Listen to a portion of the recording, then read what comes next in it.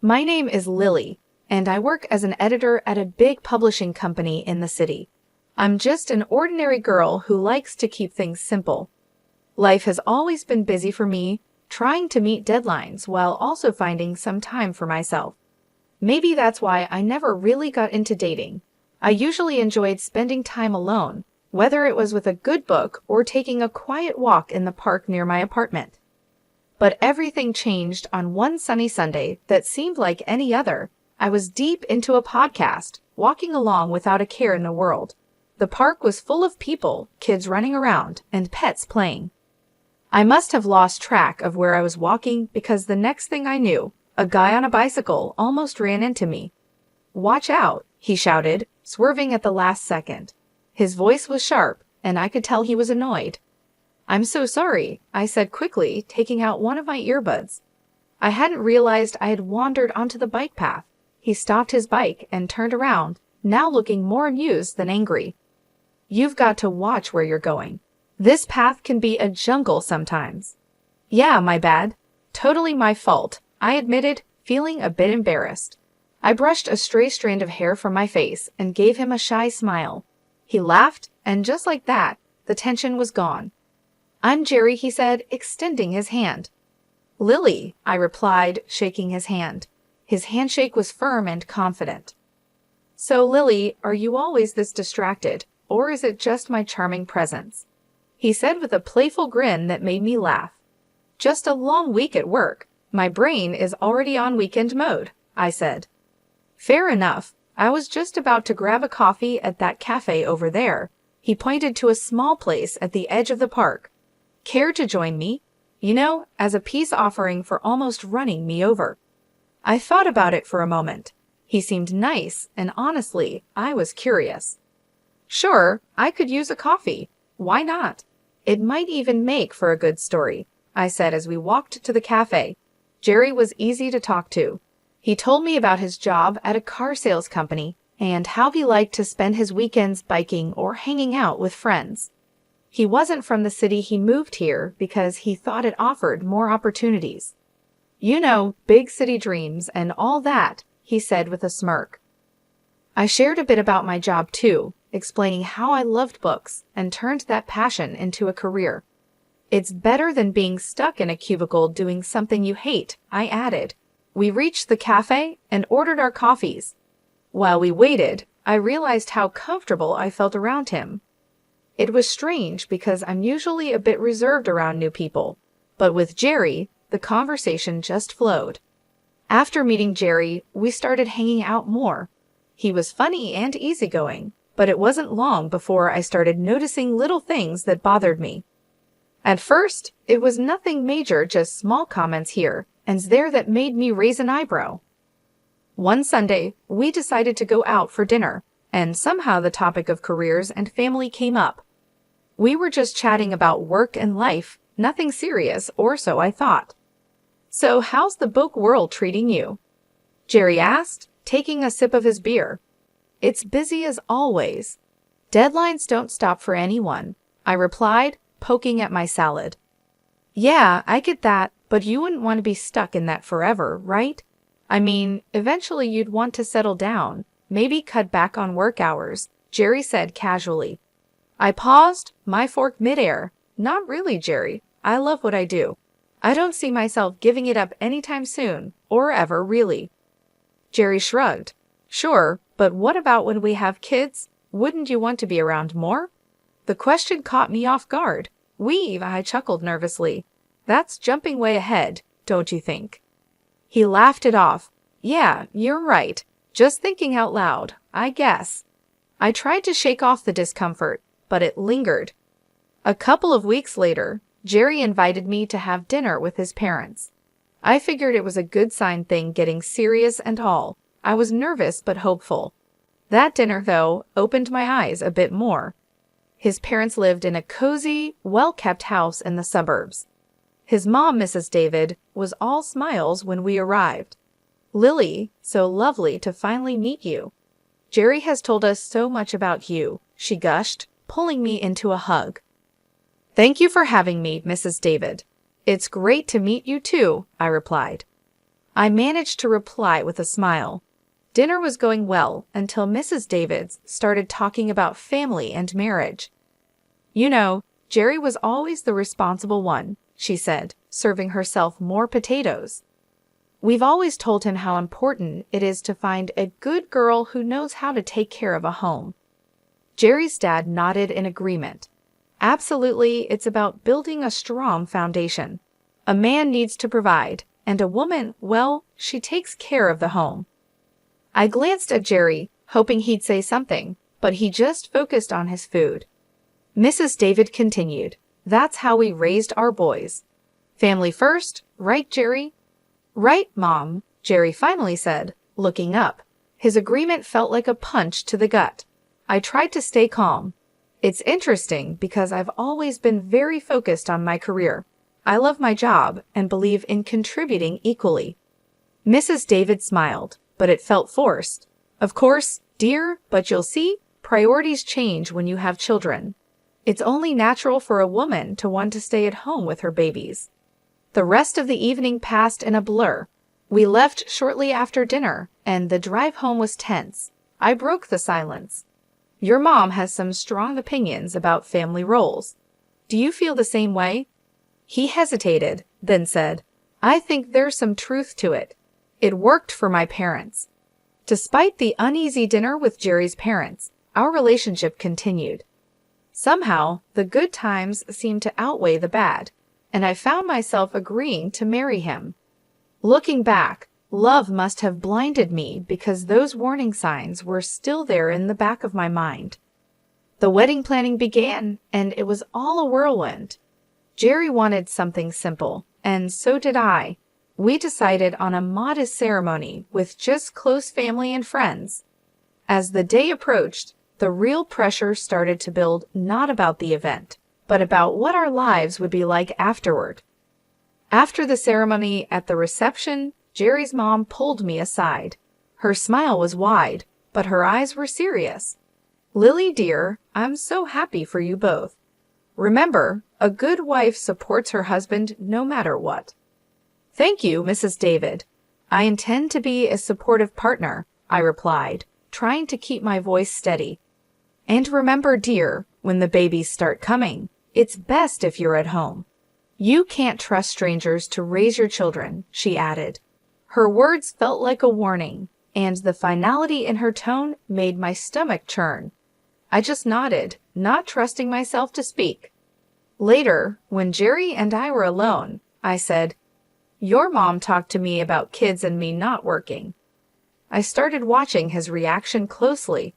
"Yeah, she's just looking out for the future. She means well, Lily, you know how moms are." Jerry brushed it off, taking a sip of his champagne.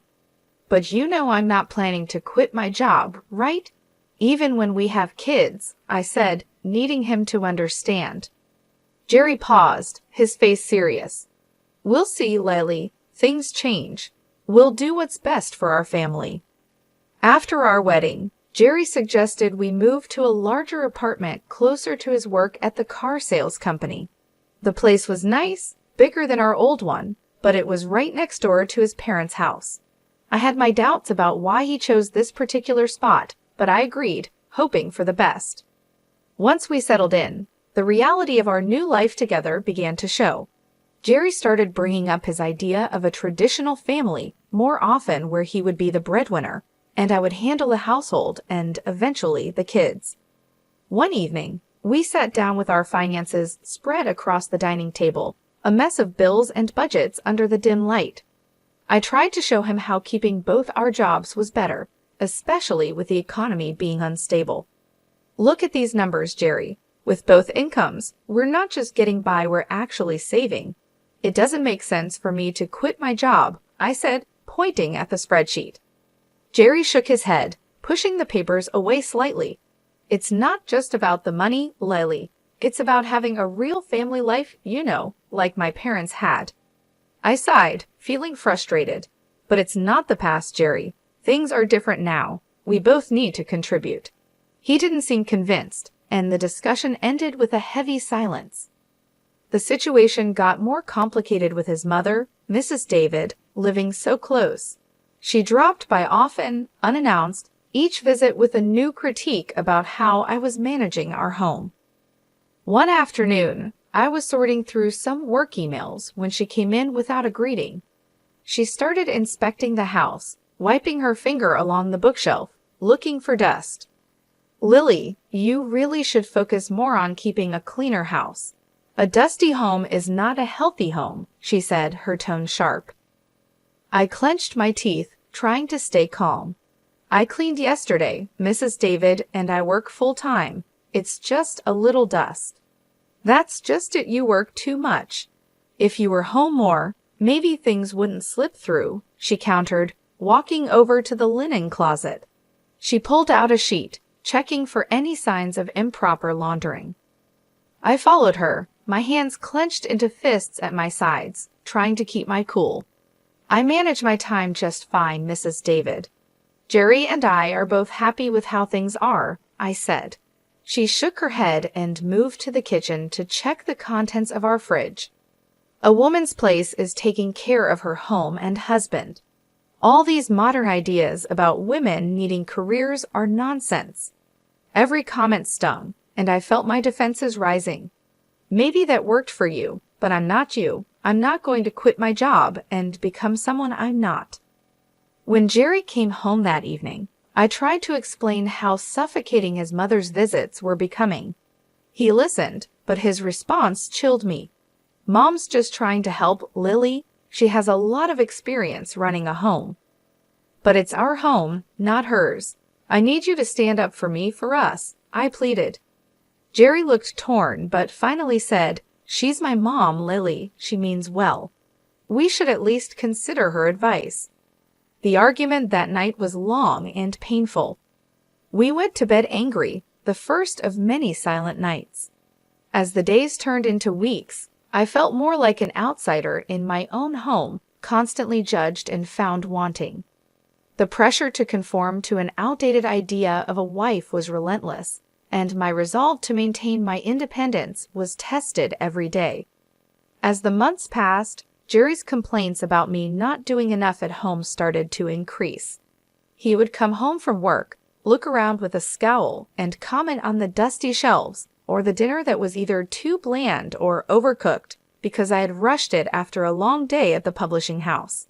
His favorite phrase became, "If you can't manage both, maybe you shouldn't be working." One evening, after a particularly harsh critique of some slightly undercooked pasta, Jerry let it drop. "Lily, I'm serious. If you can't meet me halfway and take care of the house properly, maybe we should rethink this whole arrangement," he said, implying that a divorce was on the table. I loved Jerry despite everything, and I didn't want our marriage to fail over this, so I made a decision that pained me deeply. The next day, I talked to my boss, Olivia, about quitting my job to become a full-time housewife. Olivia was shocked and tried to persuade me otherwise. "Lily, you're one of our best. Are you sure about this?" she asked, concern clear on her face. "I don't see any other way, Olivia. I have to try to make things work at home," I replied.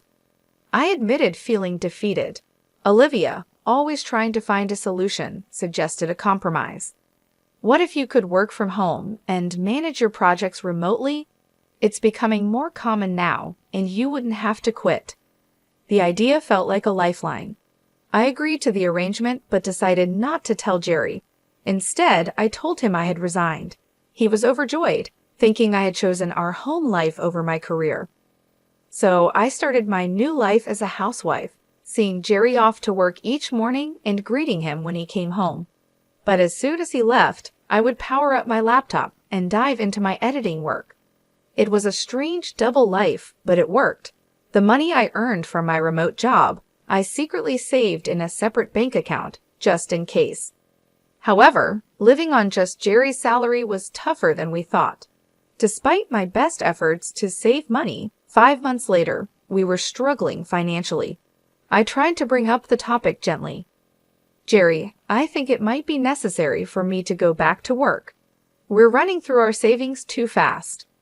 Jerry's reaction was swift and angry. "That's because you're spending too much. You need to learn how to save properly," he snapped. I was stunned. I hadn't bought anything for myself in months, and always looked for the cheapest deals at the supermarket. His words hurt deeply, and I felt a mix of anger and humiliation. The next day, his mother came over with the intention of teaching me how to budget. She dragged me to the store and pointed out the cheapest, often lowest quality products. "Buy these, Lily. Stop wasting money on expensive stuff," she lectured as we walked down the aisles. Back home, she showed me how to dilute dish soap to make it last longer. "You use too much. You need to make do with less," she instructed in a patronizing tone. She even started checking my receipts, scolding me for any purchase she deemed unnecessary. "Why are you buying this? Just stick to basics," she would say, shaking her head in disapproval. Living like this was unbearable. Every day felt more suffocating than the last. I was losing my sense of self to their imposed austerity, living under constant scrutiny. The situation was becoming impossible to bear. I felt trapped in a life of pretend submission, with every part of me screaming for escape. But for now, I held on, biding my time and planning my next steps carefully. It all reached a boiling point one drizzly Friday evening. I was on the phone in the living room, pouring my heart out to my mom. "I just don't know how much more I can take, Mom. His mother is always here, teaching me how to stretch every dollar until it screams. I get it. We need to save, but this is too much." Mom's voice was full of concern and anger. "Lily, that's not normal. You need to talk to Jerry about setting boundaries. It's your home too, not just his or his mother's playground." I nodded, feeling a bit stronger with my mom's support, but just as I was starting to feel better, Jerry stormed in from the other room, his face red with anger. He must have heard me complaining. He snatched the phone right out of my hand. A wife shouldn't be complaining about her husband and mother-in-law like some street gossip. He snapped into the phone before hanging up. I was shocked, my hand shaking slightly. "Jerry, you can't just grab my phone and talk to my mom like that." "Oh, I can't? Maybe if you had some respect for us, I wouldn't have to," he retorted, his voice rising. I could see the veins in his neck bulging. "Jerry, listen to yourself. Can't you see this isn't healthy?" I pleaded, hoping to reach some part of him that remembered what love felt like, but he was beyond reason. "Healthy? My mom was right. I should never have married you," he spat out, his words cutting deeper than I expected. "That's enough, Jerry. I'm your wife, not some puppet you and your mom can control," I shot back, my anger flaring. "Then act like it, or leave," he shouted, his face inches from mine. I stared at him, disbelief and sadness warring inside me. "You want me to leave at 6 a.m. It's dark and pouring rain outside." "If you don't like how things are, then yes, get out," he replied coldly, his eyes unyielding. I knew then that nothing I could say would change his mind or the situation. Shaking, I grabbed a few essentials, my laptop, some clothes, and my phone. When I reached for my purse, Jerry was quicker, snatching it away. "You think you're leaving with this? I earned this money, not you." "Fine, keep it," I said, my voice hollow. I couldn't believe this was happening. I called a taxi and waited by the door, my heart pounding. The taxi pulled up, and I stepped out into the cold night air, drenched by the rain. As I climbed into the car, a strange calm settled over me. I was doing this. I was leaving.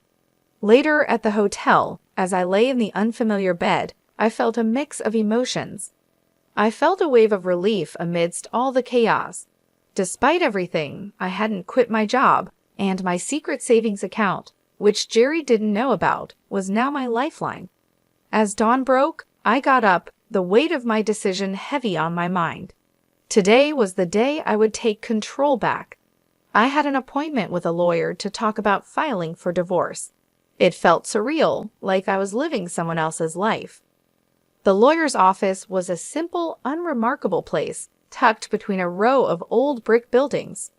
Inside, Mr. Richard, my lawyer, was a straightforward man who didn't waste any time. "Let's get down to business," he said as soon as I sat down. "You're here to file for divorce, correct?" Yes, I confirmed, my voice steadier than I expected. I can't go back to the way things were. Mr. Richard nodded seriously. All right.